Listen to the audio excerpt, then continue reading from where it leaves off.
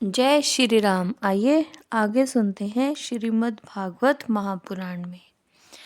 जब विदुर जी ने काल की गति को देखा तो धृतराष्ट्र से कहा, महाराज आप अब यहाँ से निकल जाइए। हम सब लोगों के सिर पर यह काल मंडराने लगा है जिसे टालने का कोई उपाय नहीं है।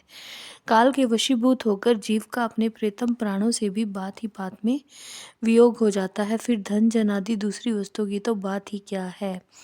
आपके चाचा ताऊ भाई सगे संबंधी पुत्र सब चले गए। आपकी उम्र भी ढल चुकी है।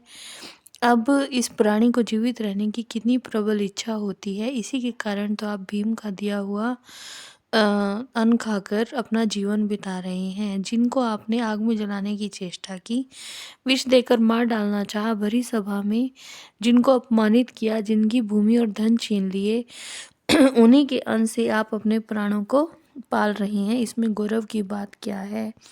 आपके अज्ञान की हद हो गई है कि अब भी आप जीना चाहते हैं, परंतु आपके चाहने से क्या होगा। पुराने वस्त्र की तरह बुढ़ापे से गला हुआ आपका शरीर आपके न चाहने पर भी क्षीण हुआ जा रहा है। अब इस शरीर के स्वार्थ में मत फंसिए। इसकी ममता का बंधन काट डालिए। जो संसार के संबंधियों से अलग रहकर उनके अनजान में ही अपने शरीर का त्याग करता है, वही धीर कहा गया है।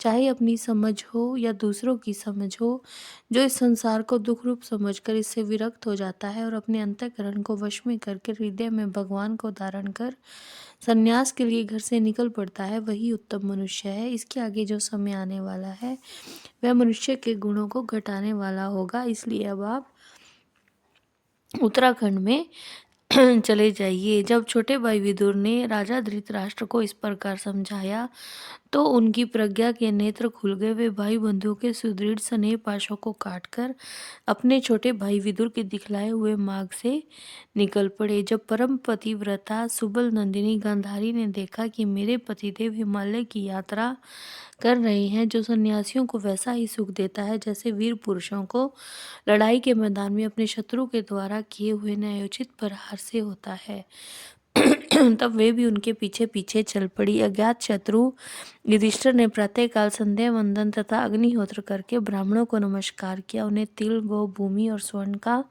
दान दिया। फिर वे गुरुजनों की चरण वंदना के लिए राजमहल में गए और वहां उन्हें धृतराष्ट्र, विदुर और गंधारी के दर्शन नहीं हुए। तो युधिष्ठिर ने संजय से पूछा, संजय, वो मेरे नेत्रहीन पिता धृतराष्ट्र कहाँ है। पुत्र शोक से पीड़ित दुखिया माता गंधारी और मेरे परम हितैषी चाचा विदुर कहाँ हैं। ताऊ जी अपने पुत्र और बंधु बांधवों के मारे जाने से दुखी थे, परंतु मैं उन्हें यहाँ छोड़कर चला गया। जब हमारे पिता पांडु की मृत्यु हुई थी तो हम लोग नन्हे बच्चे थे, तब इन्हीं दोनों चाचाओं ने हमें बचाया था।